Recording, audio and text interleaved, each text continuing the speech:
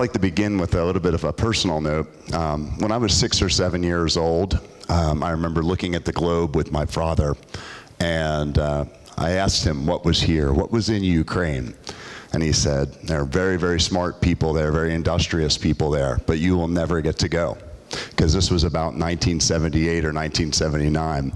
And every time I land, and I've been here probably a dozen times now, every time I land, I remember that. And so I think about the progress that we have made as a people and the fact that we are no longer kept apart. And I'm very happy about that. So just something to remember, you know, we are working together, we're bringing the world closer together, and we should continue to do so. Let's not let anything keep us apart ever again. And on that note, I want to talk a little bit about, you know, kind of my experience with working in the startup world, working in the ISV space, working in the enterprise space.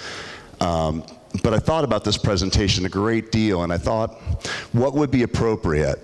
We talk about digital a lot, and I'm going to ask you a couple of questions about digital in a moment. And we talk about, you know, the enterprise and all of these things that we circle around. But I thought, you know, I work for SoftServe, and one of the things that I think that SoftServe does brilliantly is it develops people. And so I really built this presentation in the hope to give you some new ideas, whether you're working for a company, whether you're looking to start a company of your own. I'm hoping to inspire you just a little bit today, maybe give you just one idea that you take away from. So now I ask a question. What's at the heart of digital? Does anybody know? People, but there's a specific kind of people. I wouldn't even go so far. Users was one of the, anybody else? Software engineers, coders. Are there any coders in this room? Just a couple? Come on, there's got to be more than that. Coders, let's hear you. Can you? Are there any testers in this room? Okay, come on, let's go. And testers, I want to hear from you. Are there any business analysts? Just a handful. Project managers. Are there people who work for companies that build digital products today? All of you, right? Almost all of you. So this is about you. Digital is about you, right? That's first and foremost. I was at a presentation recently in London, and this is a company I've done business with for the past several years, a company named Twilio. One of our great IPOs of 2016, and I'm very happy about it. A gentleman by the name of Jeff Lawson, and he spoke pretty extensively about this under the context of the Lego movie. Did anyone see the Lego movie? Yes. Yes? Everybody loved the Lego movie, or those that did? And he talked about this notion that history belongs to builders. History belongs to the people that are putting two pieces of wood together, or metal and fabric together to make a chair. It belongs to people who are going to get their tools out, get their hands dirty, and actually make a change. And that's really what I think we're all here, why we're here about talking about technology, is to change, right? Is to bring about a positive change in the world. That's certainly the reason that I got involved in technology, and I hope it's the reason why you're involved in technology. And so think about, as you move forward, whether you're working on your own project or a client project, think about that. Think about, how am I impacting the world? This doesn't have to be, wow, I'm solving world hunger in one fell swoop. This doesn't have to be, I am, bringing about world peace. It can be one simple idea that makes things better for people each and every day.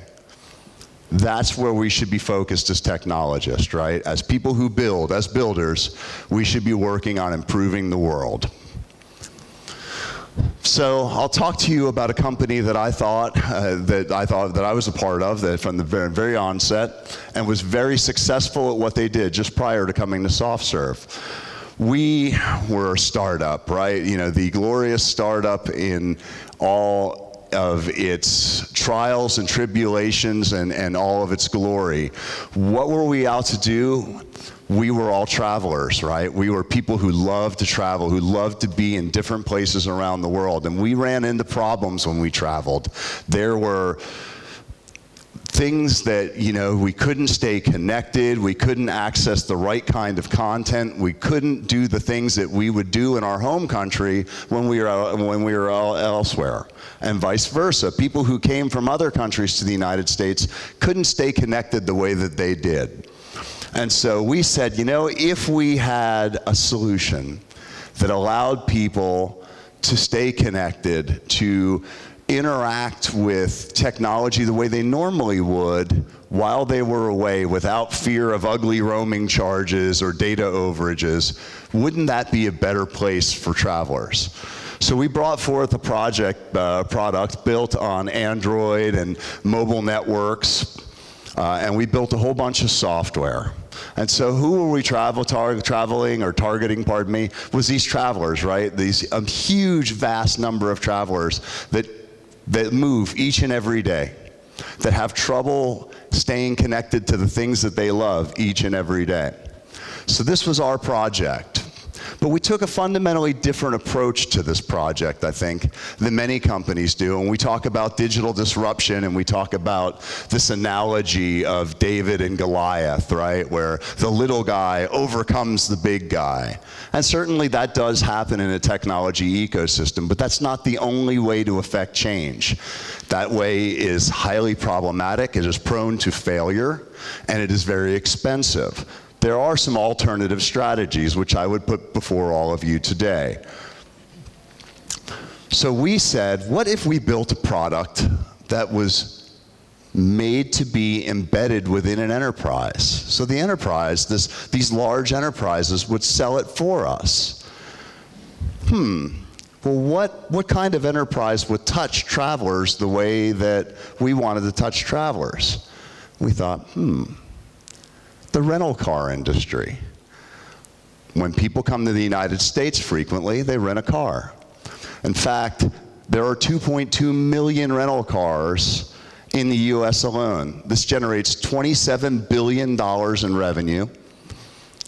We said, what if we had tomorrow 21,000 salespeople that we didn't have to pay for, versus having just a few to go run around and try and sell our product? Would that be worth something? Well, it turned out that the rental car industry, in fact, has 21,000 sales agents. How many people could we have touched? Well north of 100 million people just in the United States. 78 million international travelers, and that doesn't account for people traveling domestic that need additional service. So what we said was, we don't want to slay Goliath, if you will. We had no interest in going into the rental car business.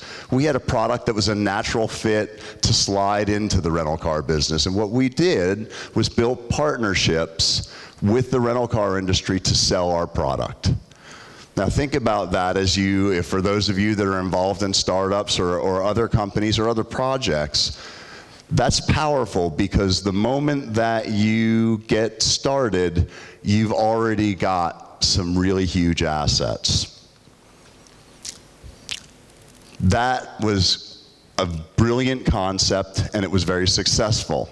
One of the things that we had to figure out was, wow, how are we going to build the kind of engineering team that we need to deliver this kind of transformation, this kind of digital product into the marketplace? And so we said, wow, we need to build a web application and mobile applications, and then we had third-party platforms that we needed to integrate. We needed help with requirements as well as DevOps and making sure that the cloud worked for us and it was cost-effective and scalable, as well as building forth a good quality engineering infrastructure. And that all had to happen very quickly, literally in 6 months. So, and this is very common here in the Ukraine, where you have a team and that team goes from 2 to 40 in 4 or 5 months or 6 months, but that's very difficult to execute in the United States, right? And in places like San Francisco or Austin or Boston, that might be a little bit easier, still very difficult and very expensive, but in Orlando, Florida, not very easy, right? We do not have a rich technology community in Orlando. So that presented a problem where we developed partnership, coincidentally with SoftServe, And we started moving forward. And so the next part of the presentation, the next part of my speech here is going to really be about my lessons learned around all of these pieces and parts and how they came together. So lesson one was really about this notion of our establishment of the go-to-market partnership, right? So we talked about this, I referenced this a few moments ago, but this idea of not going to market all by yourself, right? Having someone work with you to take your product into the marketplace was remarkably powerful, right? So we got exposure to customers literally overnight. We went from having no users to a couple thousand users in a couple of weeks. And so that gave us, and that by doing that, obviously we were able to generate revenue very quickly. So that was good, because generating revenue in an early stage business or startup business is absolutely critical. And then the other piece that was really critical, that my takeaway from it, was this idea of our ability to really rapidly iterate. The first generation of our product wasn't very good. It wasn't particularly reliable, and it wasn't brilliant in terms of user experience, right? The experience design work that we did wasn't that great, because we were two people in a garage, essentially, right? So it wasn't as brilliant as it could have been. But what we were able to do is, when we got that product in the market, we got a lot of feedback very quickly, and we were able to turn that feedback and make that into something very meaningful in a very short time of period. The second lesson really was about building a high-performance product team, right? And this is one area that I really want to drill on, because I think it touches most of us that are in the room here. The first thing is strong relationships. When you have a global team, if you've got product managers or engineers in one location, and you've got engineers and managers of all ilks in different locations, working together is not teamwork, right? That's not real collaboration. A real team trusts one another, right? And how do we have that happen? In my belief, right, is that one of the mistakes that I made as the leader of that particular organization is I did not insist upon enough face-to-face contact. Right, is that Skype is wonderful, it's a great communication tool, but there really isn't any substitute for people being right beside one another, working in front of one another. They don't have to do it all the time, but they have to do it frequently enough to where that relationship is cemented or concrete, or established in a way that is more meaningful than just a virtual relationship. And I think you all know what I'm talking about. You've been on Skype with somebody a dozen times, but when you meet them, something fundamentally changes. Something is, all of a sudden, you're now closer to this person. You have some deeper understanding of this person. And that is the power of a lot of elements that Skype can't yet emulate, or communications can't emulate. The second piece, so that relationship piece is huge, right? And so I encourage you that as you work with colleagues in different parts of the globe, continue to drive yourself or your team to find those face-to-face opportunities. Leaders who understand this lesson get competitive advantage, right? Because they get the beauty and the power of a global engineering firm with the same level of collaboration that they would have if people were sitting in the same room all of the time. Second takeaway was this laser beam focus on customer journeys and experiences. And I can't talk about this enough, and I think we talk about it a great deal as an organization at SoftServe, as well as, and I think in any company today, if you're not talking about customer journeys, you're probably missing the boat. But this is something that I think gets wrapped up when we work in some of our processes, right? Is that we tend to maybe overweight process and underweight this kind of user interaction and this personal interaction. I think that's extraordinarily important. And then finally, a team being agile and being agile to the core, right? And what does that mean? That means really kind of holistically agile. Infrastructure is agile, so you've got a continuous delivery environment in place, that your team is working in very short sprints, because in an early stage company, things change. They change very quickly. I frequently talk to my colleagues and say, you know, there were meetings where we left a client site in St. Louis, and we were at the bar at the airport, and we were talking about what was going to happen with the development team on Monday, and it was Friday. And that's how quick it happens. And that's the reality of an early stage business. So be prepared for that. Finally, really the big takeaway for me out of that experience was understanding the time commitment. So first, in these kinds of engagements, working 12, 15, 18 hours in a day was absolutely a regular occurrence. It was something that I grew very used to, didn't like it. But there's also kind of, and that is something that we come to terms with, I think, as technologists. Many of us have gone through that launch period, I imagine, that required us to do something extraordinary, right? Something where we said, wow, we're gonna work for 12 hours a day for a week just to hit this release. That's something that we're very accustomed to, but sometimes I think we maybe don't think about the long haul when it comes to these kinds of businesses, is that it's not an 18-month project. It's not a 2-year project. It's a 5-year project, or it's an 8-year project. It is a labor of love for a long period of time.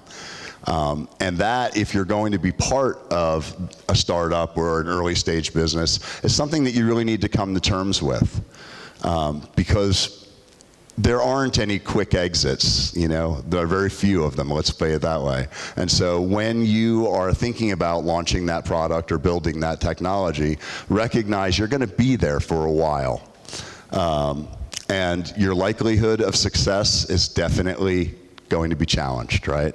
You're going to have to work harder and be smarter than a whole lot of others. It's a pretty dire picture for startups, isn't it, right? Like everybody goes, wow, why would I want to be part of one of those now? Well, if you're still interested, we can keep going for just a couple more minutes. There are some really interesting things happening in the marketplace, very much aligned with the model that we used in our startup.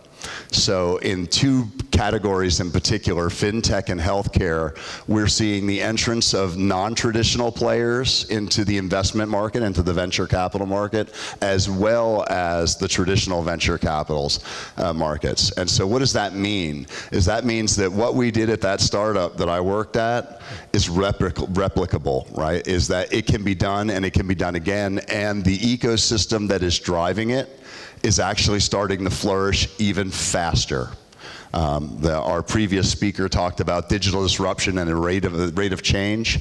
That rate of change is in fact real, and it's accelerating. Some organizations and industries are very much adapting to that notion and saying, how as a large organization, as an ING, or as a large hospital system, or Bank of America, or any one of these large financial or healthcare organizations, how can we be competitive with the startup? And the answer that they've come to, at least for the time being, is that they don't have to be competitive with the startup. They can embrace the startup and bring the startup product into their organization so that customers have that experience. And so if you look at the changes in those ecosystems between the venture community in these particular categories is at an all-time high, despite very few IPOs in the past couple of years. And then in addition to that, the non-traditional players, so those healthcare systems, the banks, all of those other types of organizations that aren't historically investors in venture ideals, they're playing in this space as well. So they bring a new dimension into the market and give you opportunities, you as builders, opportunities to bring a product to market in the same fashion that I was able to. So I'm going to conclude, and I'm going to be early, because I'm the last guy before lunch, and that's the bad place to be. So first things first, for those of you who are interested in building, history belongs to you, and therefore the future belongs to you. I strongly suggest that you go out and watch some videos of Jeff from Twilio. I think he says it far better than I think it's a worthwhile piece to really dig into and understand what's at the heart of digital, right? And why, if you're a coder or a tester or a BA or involved in that adventure, why you are so critically important to what happens tomorrow, what happens next year, what happens a decade from now. It all starts right now. The second piece is this notion of a strategic enterprise partnership really is an excellent way for an excellent path to market for your early stage businesses. What does it do for you as an entrepreneur or as a company who's bringing products to market? It allows you to reduce how much money you actually need to raise to build that product and take it to market. And that's a big deal when you're building a company. Finally, startups with, startups with distributed product teams. We can be as good as any team on the planet, right? And I think that is one of my great takeaways from the experience, is that you can build a world-class development or product development team spread out across 2, 3, 5, 10 locations, as long as you follow the right guidelines that I outlined earlier. And then finally, if you're looking to start something, if you're looking to go build something, I'd be looking very carefully at fintech and healthcare right now. I think there are really tremendous opportunities in the marketplace. So once again, I'm humbled to be here. I thank you all for your attention. I thank the organizers of this event for having me. And then finally, have a wonderful day and enjoy your lunch.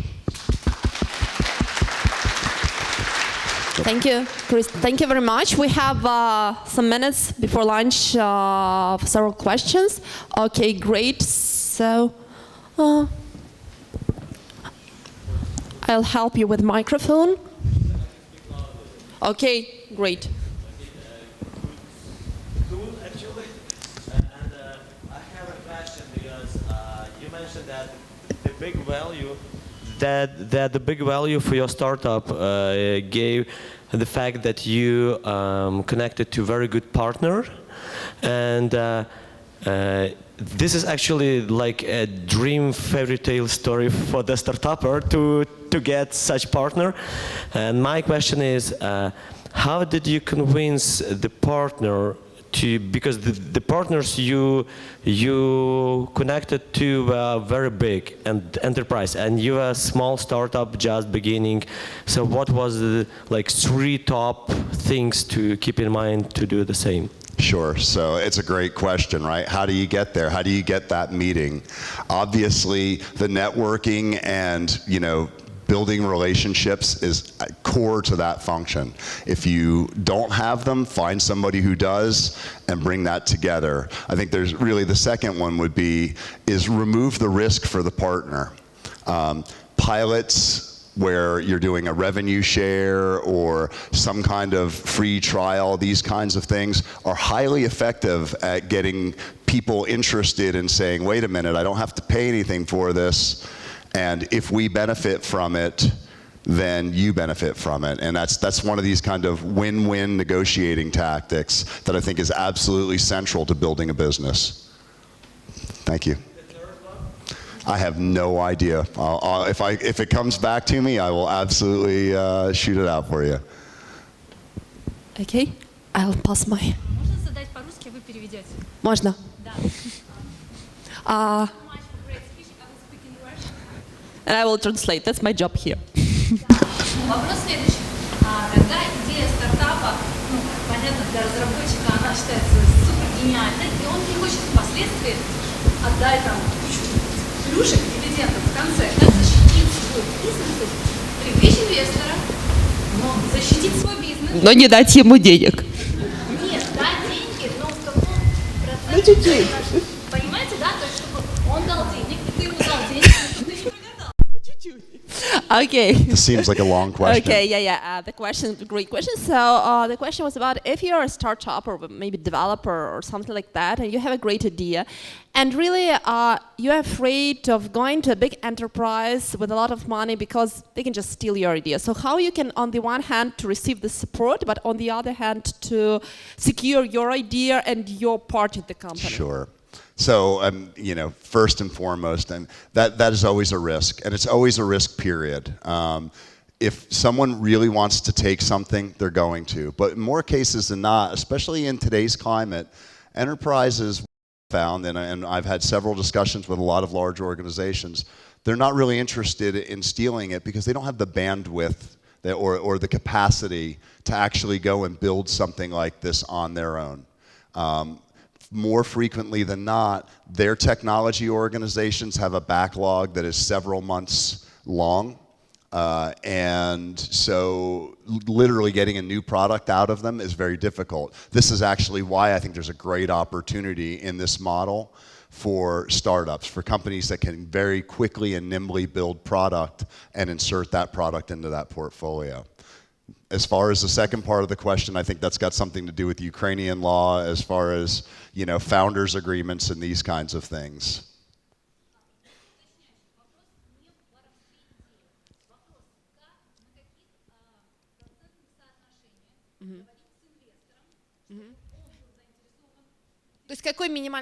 Okay, so the additional question is about what is the minimum interest rate or part of the company which might be of an interest for potential investors or enterprises? So that's going to vary very much on the product and how much revenue that product is producing.